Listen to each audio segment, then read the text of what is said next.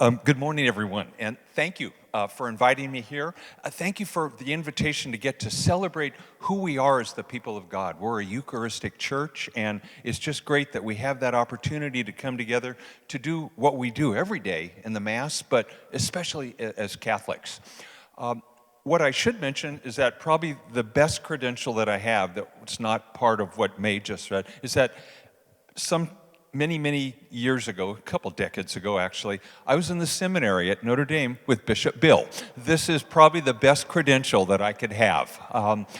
I should mention though that as I look back on those years, the really good seminarians became Catholic bishops. The seminarians that were of more questionable nature became lawyers.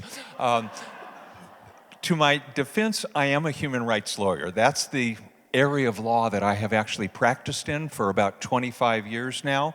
And the work that we do, I direct the Human Rights Center at Florida State University.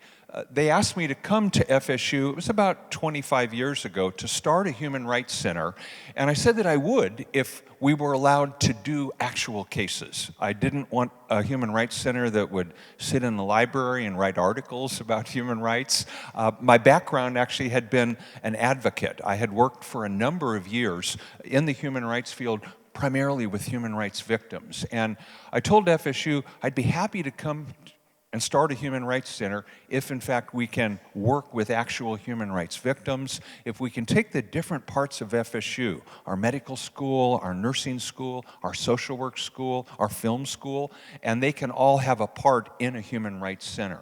So what I do really is direct an interdisciplinary human rights center where we work with victims, but we also teach courses. We have a new human rights major that I lead. You can now major in human rights at FSU. It's interdisciplinary, so it involves classes in therapy, social work, criminology, law, film.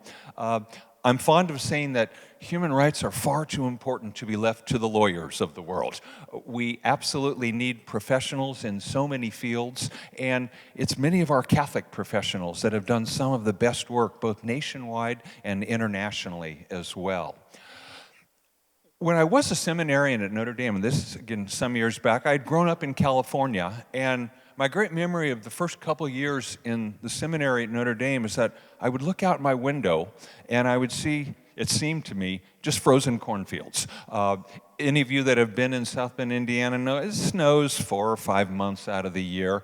And my memory is that I would look out my seminary window and I would just see these frozen cornfields. And I can remember praying, "Dear Jesus, please get me out of the seminary. Please get me someplace where there's no cornfields, where there's lots of real live issues and people." The Holy Cross priest that I was studying to be with at that point said, "Hey, how would you like to go to Chile? How would you like to take a couple years away and go down to Latin America, where we have missions, schools, where we do a great deal of work?" It was our Irish poet, Oscar Wilde, who once said that when the gods wish to punish us, they answer our prayers. I jumped at the opportunity. I thought, oh my God, I get to go to Chile. I get to go to a country that looks a lot like California. There were some great Holy Cross priests that I was very close to, a Father Claude Pomerleau. They were doing quite remarkable work there. So I took the opportunity to actually go down and spend several years. It turned out to be my introduction also to the human rights field. When I got to Chile, there was a military dictatorship there. It was run by a General Augusto Pinochet, ran one of the longest and really one of the most brutal military dictatorships in the world, about 17 years. I can remember the first night that I got there, the military and the secret police staged what they called an allanamiento. This is where they would go into very, very poor sections of Santiago, where I was living, the capital city. And they would go through just to terrorize a neighborhood. They would shoot randomly into people's homes. At times people would be forced to go stand all night on a soccer field while their homes were searched. And I can remember the first night that I was there, one of these allanamientos began in the shantytown where I would live for a couple of years. And I began hearing sounds of gunshots, people's homes being fired into by the police and the military. And the priest that I was living with, I remember yelled to me, "Terry, pull your mattress off your bed frame, put it on the floor, and sleep away from the windows tonight." So even now, and again, this has been 30 years, I can still remember falling asleep that night to the sound of gunfire. I could also remember thinking, that room in Moreau Seminary back at Notre Dame, that wasn't the worst place in the world, really. How wonderfully quiet that room was. The work that I ended up doing for several years in this shantytown turned out to be human rights work. It was my introduction to the human rights field. The Catholic Church in Chile was doing heroic work. It was a military dictatorship where, again, torture was rampant, there were refugee issues. It was the Catholic Church that actually stood up to that military dictator. The work that I did was primarily working with young people my own age, really, who were torture survivors, that Chile had been converted into, for a country the size of about California, there were several hundred torture centers, and that the military had absolutely relied on the idea that anyone who was seen as opposed to the military, and that could be teachers, social workers, could be attorneys, really anyone, could end up in one of those torture centers. The young people that I worked with for several years, again, most of them my own age, they were people that would be taken in, sometimes held for weeks, sometimes months. Quite brutal and quite deliberate kind of torture techniques. A lot of electric shock torture. All the young women that I worked with were subjected to sexual assaults as well. I remember thinking at the time that it was my introduction really to the world of evil, that there is evil out there in the world, and this really was my first experience in seeing that. To counter that, of course, I also got to see a quite remarkable effort by the Catholic Church. The Catholic Church took on human rights work as sacramental ministry, that it was equally important not just to preach and baptize, but to actually work on behalf of the very, very vulnerable people that were subjected to torture there. I can also remember that this was my introduction to the world of trauma. Again, this was 25 years ago. We did not have a lot of the language or even the knowledge that we do now of trauma. And as I look back on it, what I was really being asked to do was work with highly, highly traumatized victims on an almost daily basis. It was also, sadly, in some ways, great work or great preparation for the work that I was now asked to do in the state of Florida here. In coming here to Florida, to FSU, we were given the mission, as it were, work with victims here in Florida, here in the United States, that are human rights victims. And for close to 25 years now, we've done that same kind of work with refugees, immigrants that have come to the United States, oftentimes fleeing persecution in their home countries.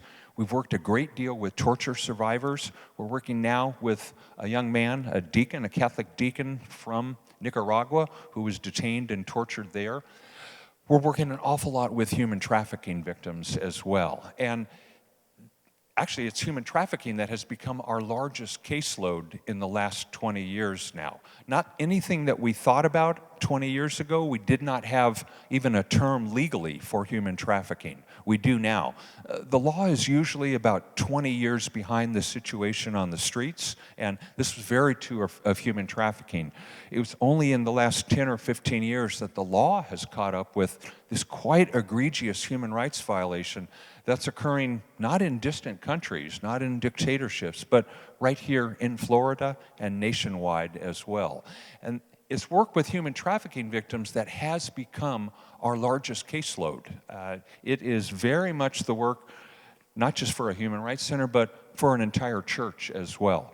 We have great working relationships with Catholic Charities offices here in Florida and throughout the country.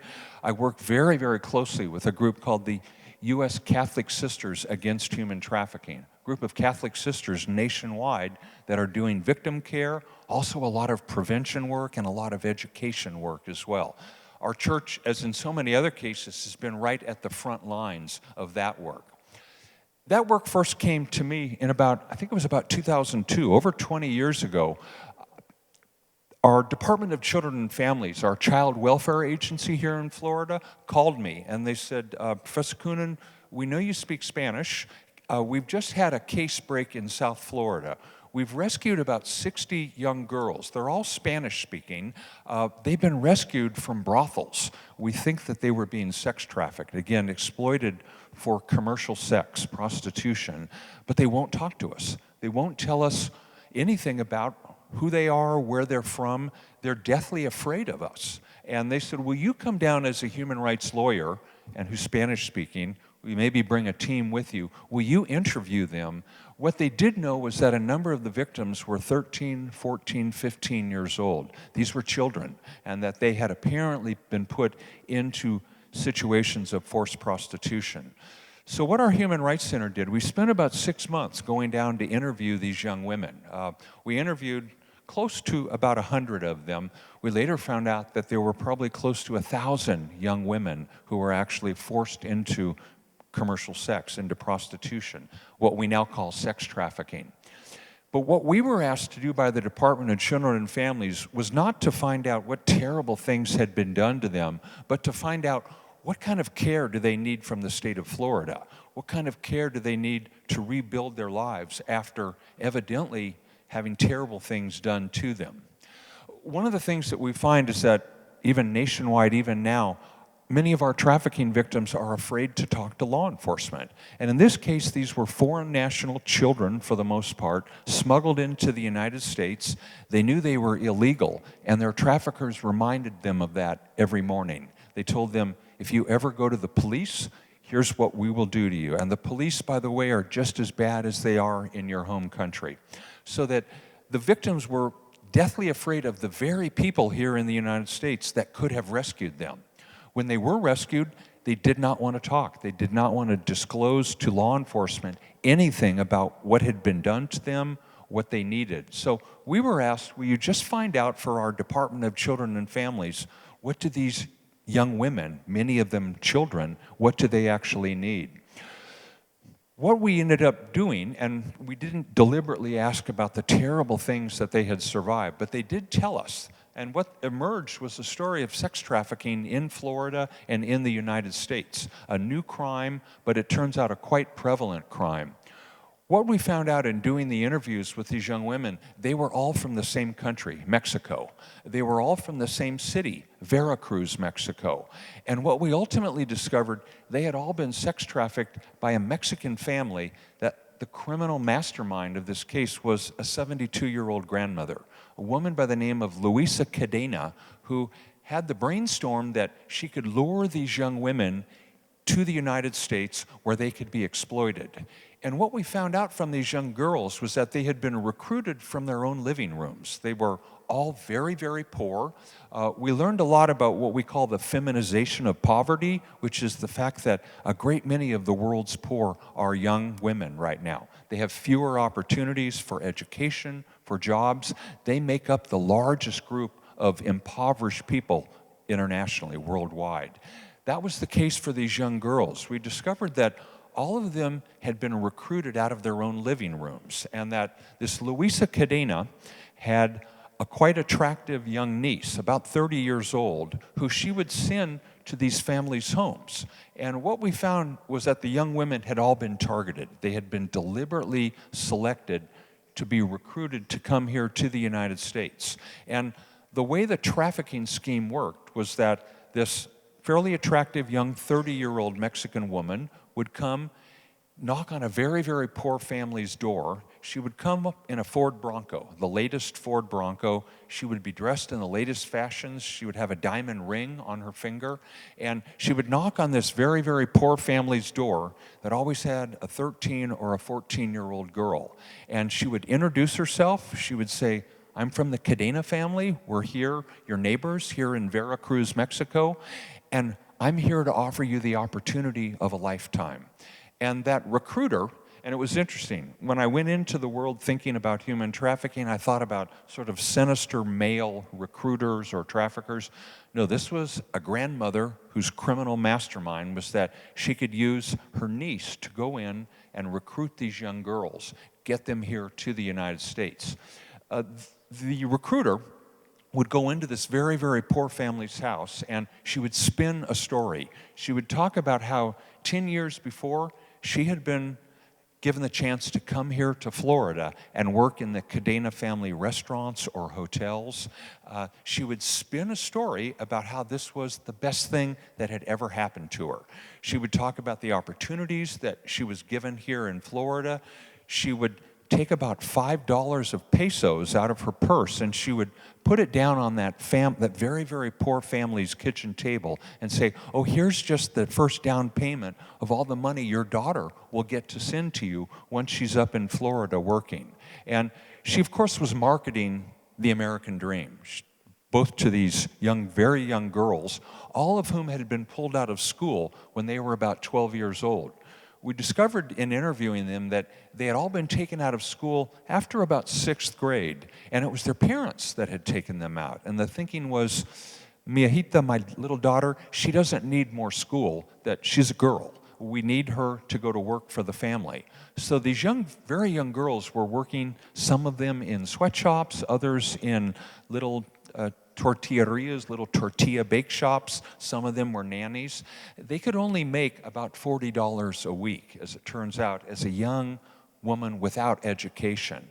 Suddenly, there is this very attractive, well-dressed, older Mexican woman promising them the world, basically selling them the American dream.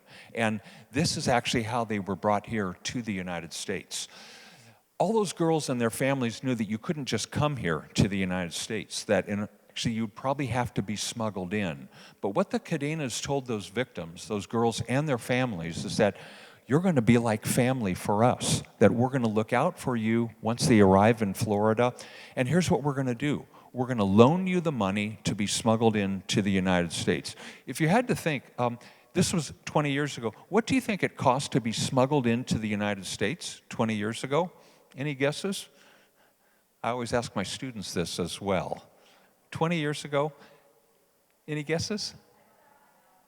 It was actually about $2,000. Now, the latest victims that we continue to work with pay $20,000, that the smuggling debts have increased significantly for the chance to come to the United States. So these young women were all told, for $2,000, and we'll front the money. We'll loan you the money. You can pay it back gradually once you actually get to the United States. And when the FBI and the Justice Department looked at the research, these interviews that we had done, they realized this is where smuggling started to look like human trafficking. Because those young girls and their families knew this girl is going to owe a debt. She'll owe a debt that she'll have to pay back once she gets to the United States. What they could not have known was how they were going to have to pay that debt off. What was waiting for them was the world of prostitution, forced prostitution here in Florida.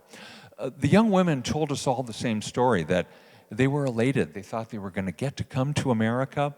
The Cadena family arranged for them to get on buses to go up to the Texas-Mexico border. They were smuggled across the Rio Grande at about 2 o'clock in the morning, and waiting for them on the Texas side were the male members of that Cadena family. And these were sons, nephews. This was, in criminology terms, a mom-and-pop operation. It was organized crime, but done by a family. And it was the male members of that family that were waiting for those young women. They told us the same story. All of them said we were put into a van with tinted windows, and we were driven up to Houston. And we would get to Houston at about 6:30 in the morning, and the very first stop was at a super Walmart, where these men would take them out, take them into the super Walmart, and ask them, what are your lingerie sizes? And for these very, very young Catholic girls, this was the first sign that something is terribly wrong, that if I'm going to work in a hotel or a restaurant in Florida, why is this man that I just met asking me this question? What they could not have known, they were being sized up for the apparel of prostitution, in their cases, forced prostitution. They spent about 2 weeks in Houston. They were kept in trailers on the south side of Houston, where sadly, they were kept in closets every night. They would be taken out every morning. They would be beaten. They would be sexually assaulted, gang raped. And at night, they would be put back into those locked closets. And the next day, the same thing would happen. This went on for about 2 weeks. In the anti-trafficking movement, we call this the seasoning period. It's a terrible period where victims are broken down. There's been questions in the human rights movement in recent years, questions that have come out of Guantanamo, places like that, about how long does it take to break someone down before they'll do things or say things that they otherwise never would? And what the young women that we interviewed from the Cadena case told us, it took about 2 weeks of this daily kind of brutalization. They were then put back into those vans and brought here to Florida, where there was a whole network of trailer brothels that waited for them. They were put 3 or 4 in a brothel. They were right on the edges of migrant farm worker camps. And again, it was a very, very deliberate sex trafficking scheme. The clients, terrible phrase, the Johns, were migrant farm workers. And it was a massive prostitution scheme where the young women were told there's one way only for you to pay off your debt, and that's for you to have these repeated sex acts with these men. It was very, very deliberate. Each one of these trailer brothels had about 3 mattresses in the back of the brothel. The men, migrant farm workers, many of them undocumented, probably sadly many of them labor trafficking victims, but they're paid in cash. And this is what the Cadenas booked on. They relied on the fact that there would be a group of young males with cash on weekends, really every night. And the young women were told, here's your workplace, here's your work site, this is where you will work off your debt. And again, very deliberate. The men were charged $20 for about 10 minutes in that back room. They were given a condom, which they might or might not use, and that the young women who were there, not willingly, were being forced to actually transact repeated sex acts, many of them 35, 45 acts a night. When I began interviewing them, it was like interviewing survivors of torture. It was like I had seen in Latin America years before. The young women told us this story about literally how they were brought here, how the debt was basically held over their heads. The FBI and the Justice Department, when they read our research of these interviews, they understood very quickly the traffickers, the Cadenas, were not making their money from the smuggling debt. That was just the hammer that was held over these young women's heads to keep them in that situation of forced prostitution. The young women were told, too, that, and it's a terrible, terrible phrase, for every trick they turn, every sex act they transact, that would cost $20, and the Cadenas would keep 18 of that for their smuggling debt. The young women would be given $2 at the end of the night for each one of those sex acts, and they could buy food with that. The Cadenas tried to get all of them hooked on drugs or alcohol as well. And when I asked my students, why do you think it was that the Cadenas tried to get all their victims literally somehow addicted to drugs or alcohol? It was quite clear. It was, number one, meant to be a sort of self-medication to try to anesthetize these young women to what was being done to them. It could also drive their debt up. So they were charged for the drugs that they were given on almost a nightly basis. Ultimately, the case did break wide open. This was before we began the interviews. The young women actually were rescued, but they would not talk to law enforcement, and it took actually about 12 months before they finally opened up about what had been done to them. Many of them became quite heroic in testifying against their traffickers. They have since testified in front of Congress. But what they've also done is given us a view of how is it that human trafficking can flourish oftentimes in our own backyards here in Florida. We're now one of the leading states for human trafficking. We're the 3rd leading state, as it turns out, for trafficking schemes. That's both sex trafficking and labor trafficking. Our Human Rights Center has been asked to do a lot of that victim care. So for over 20 years, I think at this point we've probably worked for several hundred victims, and that's foreign national victims, but also U.S. citizen victims. It's sex trafficking and labor trafficking. The latest trend that we're also deeply involved in kind of combating is trafficking of U.S. citizen girls, that this is actually our largest pool of sex trafficking victims now. I was so happy to see The Secret Place. This is one of the providers right here in the Panhandle. They were here with us last night. They provide services, especially for our young U.S. citizen girls. Many of these girls are what we call runaway, or many of them throwaway children. They don't have a home to go back to. They're our newest homeless class in many ways here in the United States. These are our own daughters. many of them being recruited by pimps, drug dealers in our own neighborhoods. And the most recent case that we had worked in Tallahassee involved a drug dealer who became a sex trafficker. He was recruiting very, very young, poor girls, all of them actually African American, from the poorest parts of Tallahassee. They were recruited, they were given drugs, they were sheltered because they were homeless, but they were then taken by an Uber driver who was also a pimp and taken to men who arranged for what they called dates through Facebook Messenger. That social media is actually the means by which many of these young women are recruited and then exploited. And it was a case, finally, that was broken wide open. Very, very good law enforcement, very, very good prosecutors who understand the dynamics of working with victims. Those victims are not criminals. One of the very important things we've done, it took me about 10 years of going to the Florida legislature to say we should not be prosecuting children for prostitution. That in other contexts we would call that statutory rape.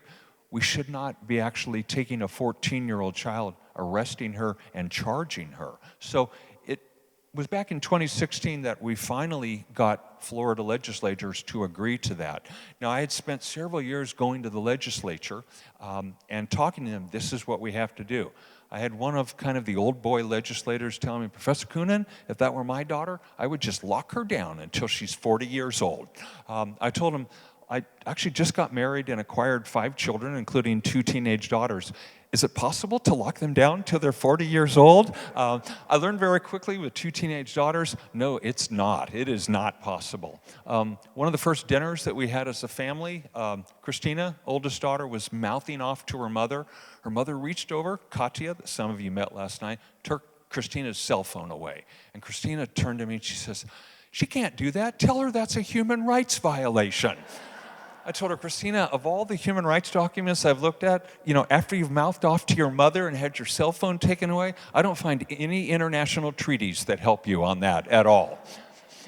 But what I quickly learned is that, no, we can't lock our daughters down, nor should we, and we should not be prosecuting those children. So we have now what's called a safe harbor law here in Florida. We no longer arrest children for prostitution. When they are encountered, they are actually brought into the world of our Department of Children and Families. They're treated as victims, not as criminals. They don't go into our juvenile justice system. We also have about 6 safe harbor shelters that I work very, very closely with around Florida. These are literally residences where these children, many of whom they don't have a family to go back to, have to be cared for. So they go to a safe harbor shelter, typically for about 9 to 12 months, and they're basically given daily therapy, counseling, they're given life skills. Many of them require help getting off substances, drugs or alcohol. But it's our attempt as Floridians to basically meet the needs of these children. Our Department of Children and Families is the agency tasked with that. And they do, in my mind, quite heroic work. Our law enforcement and our prosecutors have also gotten on board for this. And I'm very, very happy to say Catholic Charities around Florida and around the country have actually done heroic work with many of these victims as well. That is probably the largest group of human trafficking victims that we work with, many of them immigrants, but many of them not. Many of them our own U.S. citizen children. Those U.S. citizen children, they actually are our largest group of sex trafficking victims. And that's where our Human Rights Center does a great deal of work. We still also work with torture survivors. We also work a great deal with refugees, people coming here to Florida, basically fleeing a death squad or persecution in their home country. That's, again, another area where our National Catholic Conference of Bishops has done heroic work, advocating on behalf of vulnerable immigrants. The latest group that we've worked with are children that are brought here not just for sex trafficking, but for labor trafficking. When Hurricane Michael blew through here about 5 years ago, right through this part of Florida, it devastated it. And what happened at the same time was that tens of thousands of children began coming across our borders, the southern border in particular, and they were fleeing MS-13. They were fleeing gangs in Guatemala, El Salvador, Honduras, boys and girls. And it was a new dynamic in asylum seeking that For years, we had seen young men coming who wanted to work here in the United States. That trend changed significantly about 10 years back. It was children that were actually coming unaccompanied here to the United States. And they have become also a large part of our victim advocacy pool as well at FSU. Many of them, after Hurricane Michael, were actually brought here to the Panhandle for labor trafficking. One of the cases that we were called on was for a young 14-year-old boy. He was from El Salvador. He had been brought here. He had been in Chicago, but recruited by a labor trafficker to come down here to South Florida. He was basically being paid about $1 an hour. He was being put up on roofs. He fell off those roofs several times. He did not have protective equipment. His trafficker did not care. They were sleeping on the ground at night. And at one point, he was abandoned by this trafficker. And we had gotten the call, there's a 15-year-old boy, Spanish-speaking, who's crying. He's in a ditch here, actually in Liberty County. Can you come out and help him? And this was a reminder that many of our victims in the world of human trafficking are labor trafficking victims and our children. The New York Times just did a quite good piece of investigative journalism looking at the exploitation of immigrant children here in Florida and around the country as well. They're doing some of the most dangerous jobs, whether it's working on roofs after a hurricane, many of them in meatpacking plants. They're working oftentimes for legitimate companies, Cheerios, all kinds of meatpacking places, Cheetos. They're working in legitimate companies, but being exposed to quite dangerous, hazardous work situations, and many of them have died in recent years. So they're a part of that pool that we also work with. The work that we also do moves right into the world of our U.S. citizens as well. We work very, very closely with a great Catholic ministry called Joseph House. This is a house in Tallahassee run by Father Dustin Fedden, who I work very, very closely with. And it is for returning citizens. It is for men in particular coming out of jails all over America who as felons have no opportunities. And what Father Dustin has done as a result of his years of prison ministry is create a place where they can live, where they can temporarily live while they get back on their feet. They also get caught up on education, on job skills, counseling. There is a wonderful woman social worker from our FSU social work school who is the in-house counselor for all of them. Tremendous restorative justice work that they do. And we work a great deal with those returning citizens as well, as they call themselves. So that what we find ourselves doing is working in a world of need. I'm very, very happy as a human rights attorney to get to do that work. I do have to tell you that the model for that work, even though I'm at a public university, a state university, it's our Catholic social teachings. I joke with the president of FSU who told me, he says, Terry, in my next life, I hope to come back Catholic. He's not Catholic now, but he told me off the record that, I just love what the Catholic Church does. And it's our Catholic social teachings that in many ways are the best foundation for doing human rights work. We talk about in those Catholic social teachings, and I took classes probably along with Bishop Bill in the seminary on Catholic social teachings. They are the best roadmap for working in the world of human rights or working in the world of ministry, that they begin with the human person. The human rights movement talks about the dignity of the human person. We talk about the sacredness of the human person, and that it's our Catholic understanding of how sacred life is that is absolutely such the important starting point, but also helping us go forward. Our church teachings are so remarkably consistent. I'm so happy to see a gathering where again, talking about who we are as a people of the Eucharist. We're a people of the Eucharist because we actually work at the grassroots level around the world. At the Catholic Church, whether it's Catholic Charities, Friar Mario, Catholic Relief Services, thank you for the work that CRS continues to do. The Church continues to be immersed in the very life of the world, and that, I think, is the great privilege of being a Catholic, in my case, a Catholic human rights worker. But it's that Catholic social teachings that tell us that we're pro-life. As Bishop Enrique mentioned last night, we advocate on behalf of life from the moment of conception to natural death. And I'm very heartened, and always have been, about the breadth of Catholic teachings, that we're against the death penalty. We actually work on behalf of the environment. We work on behalf of immigrants and refugees. I've been mindful as an immigration lawyer, when I look at the Hebrew Scriptures, the Old Testament, the number one command in the Old Testament is to basically worship the one God. But the second command that we hear is to welcome the stranger.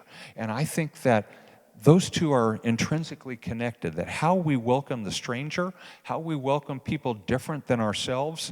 I like the focus of Friar Mario last night asking, how is it that we actually find people who are strangers to us? They're outside of our life experience. How is it that we reach out to them as part of our Catholic Christian ministry, our identity of who we are? It's such a helpful way, even being at a public university, of thinking about the consistency of human rights. It's very much the roadmap for what we do there at Florida State University. We can't really say so publicly, it is a state university, but it's Catholic social teachings that are very, very much the inspiration and really the roadmap for us to work in that area. When I think of the church and the Eucharist, why we do the work that we do, we have the great privilege, of course, of receiving the body and the blood of Christ. That is the great privilege that we have as Catholics. The reason, though, that it's not just, the Eucharist is not just something we receive, but it's also who we are. That our church has always taught that we are the body of Christ. And that is so, I think, important to our identity, to what we do as Catholic Christians in the world. It basically informs everything that all of us here in this room today. Why are we here? It's because we're the body of Christ. Sadly, that at times is the wounded body of Christ. And again, I think all of us in our ministries and our daily work, we actually encounter the wounded Christ in so many of different situations. And I think that's both the privilege and I think the challenge of being Catholic Christians. My own philosophy as a lawyer, when I teach law students at FSU, I know, we're all taught in law school, vigorous representation of our clients. For some people who go to law school, it's about making money. I do have a different understanding when I teach my students that really to be a lawyer, it's the obligation of actually binding up wounds, that there are so many wounds in our world. If we look at what's happening in Gaza this week, horrific terrorist attacks on innocent civilians, but then thousands of Palestinian children that will also die as a result. That great wounds in our world, and we don't have to look far for those wounds. That means we also don't have to look far to actually be the hands of Christ. And I think that's the great privilege that all of us have as a Eucharistic church.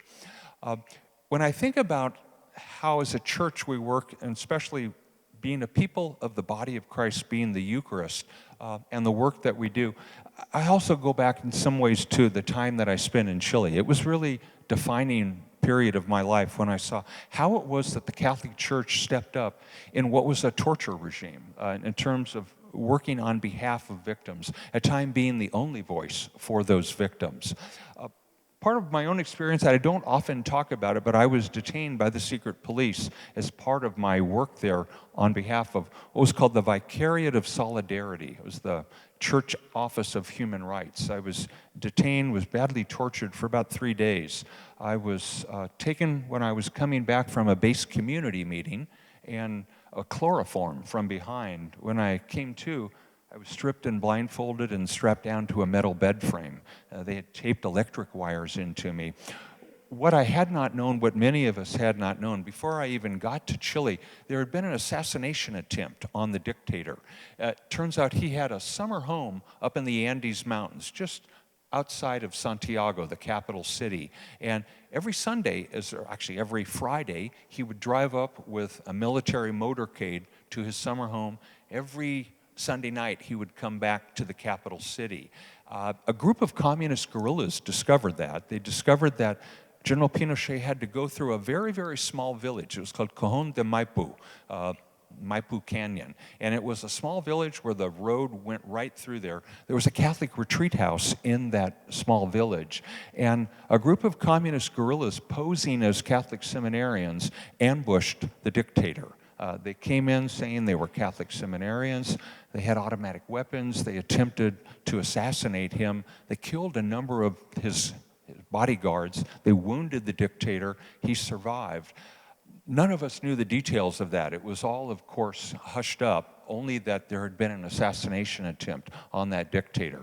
It was about 4 months later, we did not know it, but that the military and the secret police had proceeded on the idea that it was Catholic priests or seminarians that were involved in that.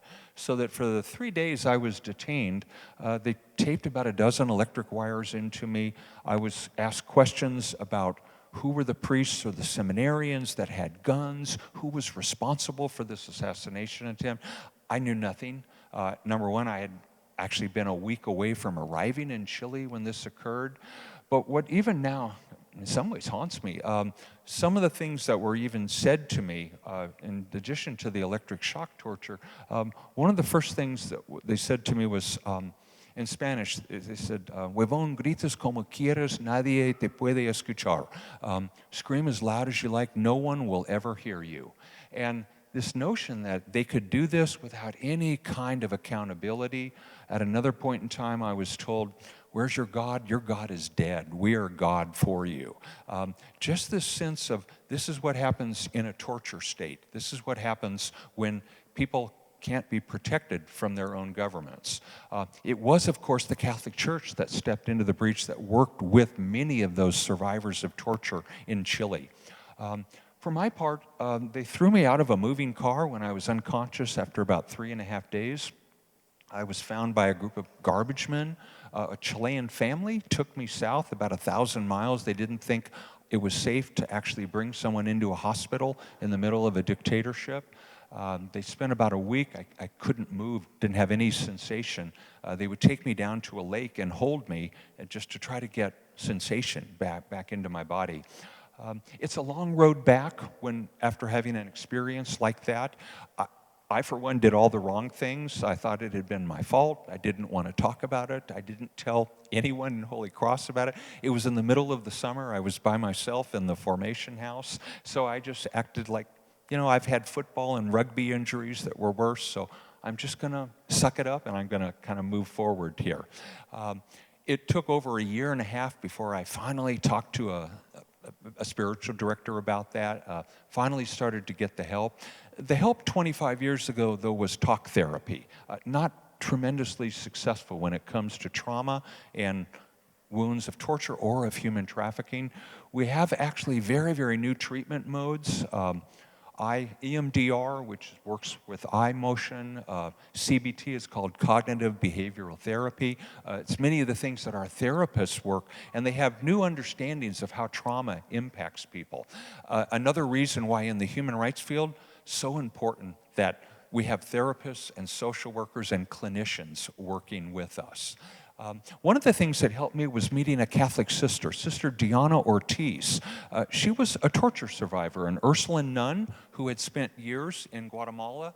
Her crime, as it were, she was teaching indigenous children how to read, and that she was detained by the Guatemalan secret police, savagely tortured, sexually assaulted, about 110 cigarette burns up and down her back, and she ended up beginning what she called a torture survivor group. And what it was a group of torture survivors from around the world, a human rights group, but that meets actually every June 26th is UN Day in support of torture survivors. Sister Diana actually gathered this group. She founded that group. She did it, Brother Mario, with the Franciscans. It was the Franciscan community at Catholic University in Washington, D.C. that actually provided the space for torture survivors to come together. We gather there every year. We sit as kind of a confidential gathering. We pass a white feather around, and people talk about how they're doing. Obviously, there's nightmares, what we call dissociation. It's a disconnect kind of between your body and your emotions. Happens to torture survivors, but also human trafficking survivors. And it's a support group. It also testifies in front of Congress, does quite remarkable work on behalf of survivors. And meeting Sister Diana and being a part of that group for me was life-saving. I would talk to Sister Diana, too, and she would talk about how as a Catholic and a believing Catholic, she and I, we had the privilege of being a part of a church that when we look at a crucifix, we were looking at a torture victim, that we had a God that we worshiped who knew intimately he had suffered death by torture. That's what crucifixion was. And for us, there was this sense that torture is not the final word, that again, we have a church that understands the experience of Good Friday, the experience of the cross, but that there's Easter.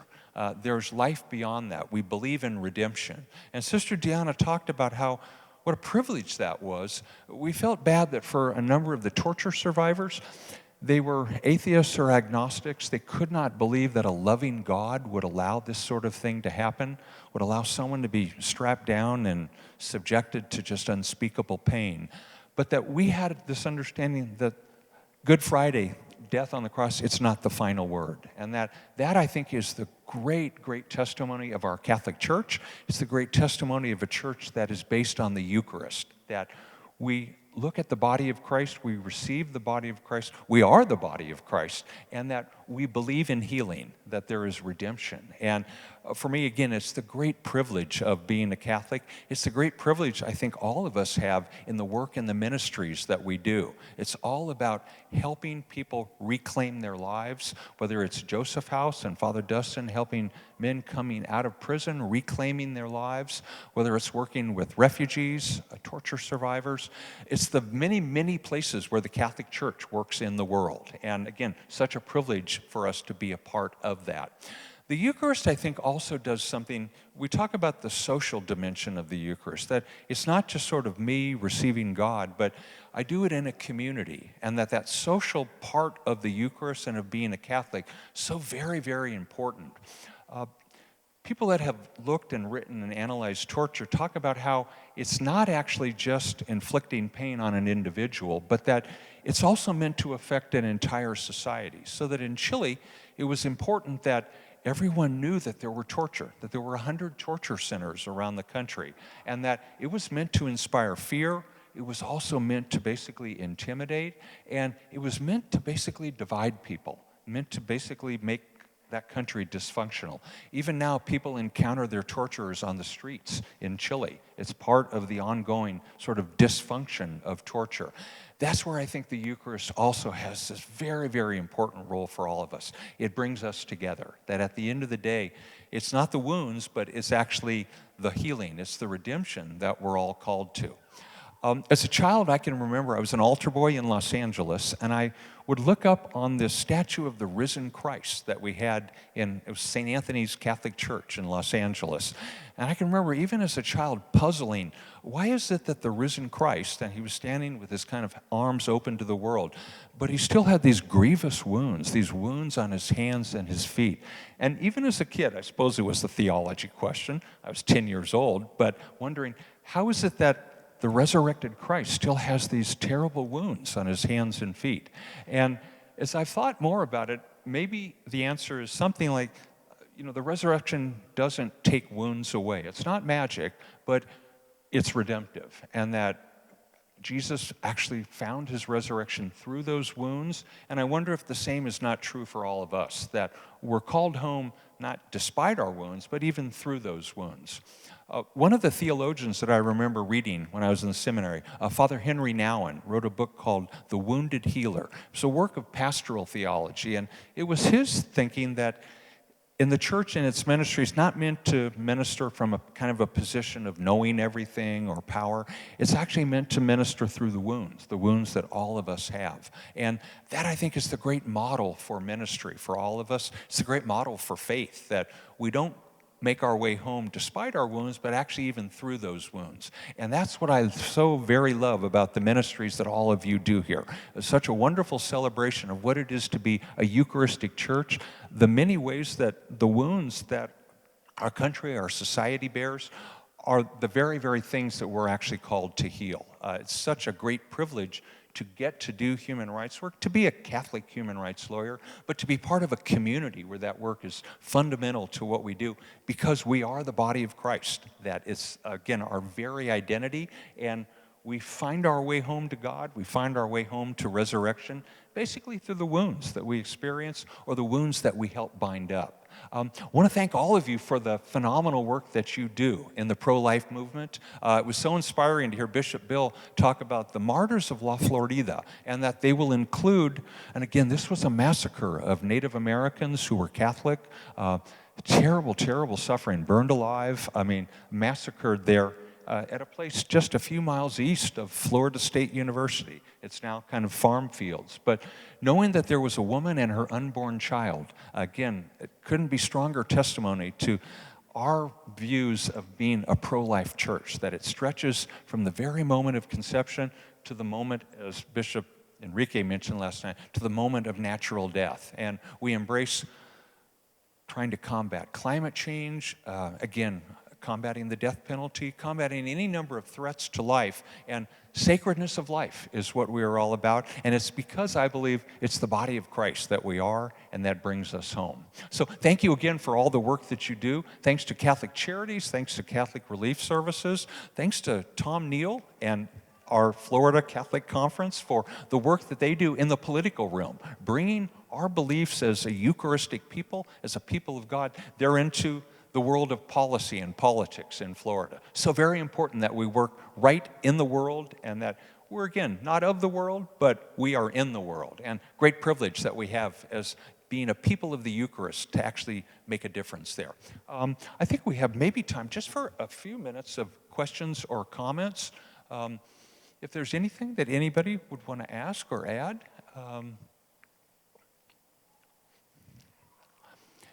If not, one thing I have learned is that my students never mind when I actually release them early, all right? When class gets out a little bit early, that's fine too. Yes? As volunteers, is there anything that we can do to assist you? Yeah, the question of being a volunteer. There are so many ways of volunteering. Right here, when I think of the pro-life work that's being done by the church, Catholic Charities is, of course, a great place. Many of our trafficking victims lack places to live. Right now, we're working with the Florida legislature on creating safe homes, not just for minors, but for many of our adult victims of human trafficking. Florida will be the first state to license those and to sponsor those. So actually, when it comes to talking to your Florida senator or representative about the support that you want to provide for adult victims of human trafficking, one of the things we understand, nothing magic happens when a trafficking victim turns 18 other than they have fewer services available to them. So that we're trying to do better by the adult survivors. We do understand that rescue is not one moment in time, it's actually an entire process. And again, the work that Catholic Charities does is tremendous in terms of providing the things that our victims need. Whether it's a foreign national victim or a U.S. citizen victim, it's all the things that they need to rebuild their lives. So again, sending that message to Tallahassee, calling your legislator is a great thing to do, but then also maybe working with your local Catholic Charities office to actually do some of that care as well. Yeah, yes.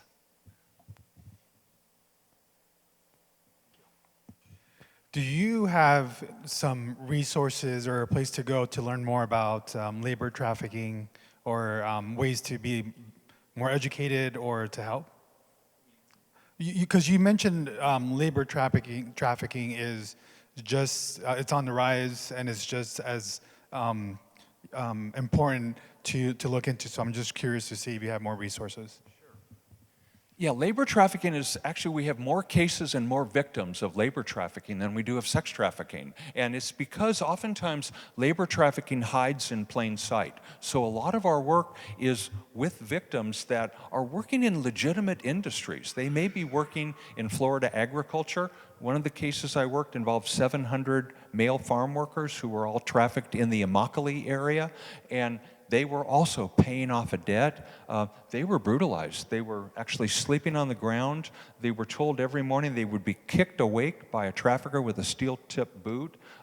They were all told that until you pay off your $2,000, all you get is rice and beans, and that they were being exploited. And those are happening in quite legitimate industries. We still don't have very good laws in Florida on labor trafficking. I continue to go to the Florida legislature every year, but again, sex trafficking gets their attention, but not as much labor trafficking. And we have more victims, including children. So I'll be going to the legislature this year trying to get them to basically do a better definition. What does labor trafficking look like? One of the things all of you can do, though, and I have all my students do this, there is an app that you can actually just Google it. It's called Slavery Footprint. And if you Google that, it will pull up an app that will allow you to actually answer a certain number of questions about what are the different things that you buy, cosmetics, running shoes, what kind of smartphone do you maybe have? Do you buy cosmetics? What are the things that you buy as a consumer? And what it will do, it will actually look into the supply chains. What are the supply chains that actually go into bringing that commodity to the United States? And it will tell you how many slaves work for you. It's quite stunning. Typically for the male students that I have might be 28 or 30 slaves. For my women students, sometimes 40 slaves, and it's because of cosmetics that many of the products that we buy come through supply chains where there can be forced labor, women or child labor in particular. So what it reminds us of is what we can do as consumers in terms of buying products that tell us, here's what we believe about human trafficking. Here's what we're doing as a company to combat trafficking. And here's how we can boycott certain companies that may not be attentive to human trafficking within their own supply chains. So that's just another small way. And it's a reminder how trafficking can hide in the way of many of the products that all of us buy on really a daily basis as Americans. Okay, yes. I'm familiar with Love 146, which helps recover children who have been trafficked, and they do that in round houses so that there are no corners to hide in. Are there any places like that in Florida that are helping people once we get them out of sex trafficking? Sure. Yeah, we have actually 6 safe harbor shelters that are here in Florida. One of the things that I had done, I worked with Governor Scott a few years ago. He had told me, he says, Professor Coonan, what can we do to actually try to create funding to basically help with our children? And we looked around and we realized that the solicitation charges in Florida, meaning that if you were arrested for soliciting prostitution, there was a $50 fine. And we looked at that and I went back to the governor. I said, Governor, that should be much higher. I'm proposing a $5,000 fine. If someone is soliciting prostitution, they can pay a $5,000 fine, and that will go to caring for our children in our safe harbor projects. So we have 6 of these shelters Florida-wide. We also have a number of them like the Secret Police that, again, was here last night. They're not a shelter per se, but they provide services. They provide job training, therapy, counseling, so that throughout Florida, there are almost every major city has an anti-trafficking coalition. They have a great one in Pensacola. One of the things we do at our Human Rights Center is bring together coalitions from around Florida, which is to say police, prosecutors, and victim advocates, service providers, so that they know each other and can actually work more effectively in both investigating cases, but also caring for victims. There's a great group in Pensacola, another great one in Panama City. I'm happy to connect folks to those coalitions as well. That's where much of the care actually happens here in Florida. And our Human Rights Center convenes all those coalitions about twice a year to talk to each other about what are new victim trends, what are new criminal trends that we're seeing, to basically understand many of these crimes, these traffickers, they move from one city to another, they move their victims, so we have to be mobile as well. But yeah, there's some great work we can do there. One more Good. question. Hi, I have a question over here. Oh, there. Okay. So I have a question about with sex trafficking. Is there any cases where people have been fed like Plan B or have been fed abortifacients, like the abortion pill, for example? Well, yeah, and what we've found is that many of those victims are taken to abortion providers. They're actually forced to have an abortion, and then a day later, forced to be back prostituting as well. So that, again, the horrific violations of human rights and the human damage that is done. One of the things now, we have more slaves than at any time in human history. That's one of the really sobering human rights kind of realities for us, and that's why I think human trafficking is such a hugely compelling issue. And it's why the Catholic Church has been on the front lines of that as well. So that as part of a community that's pro-life, that's very, very much what we're involved in. Caring for those victims, making sure they're not taken and given forced abortions as well. But yeah, we've seen that. The traffickers see them as just as commodities. There's a book my students read called Disposable People, and that's what it looks like, that slavery now is different, that it's not about keeping somebody for life, but just exploiting them, sometimes for short periods of time, in really heartless ways. So again, all the more reason for us as Catholic Christians to be out there caring for them. Thanks, great question. Thank you so much, everyone. And thank you, Terry, for shedding light on such an important issue. Thank you.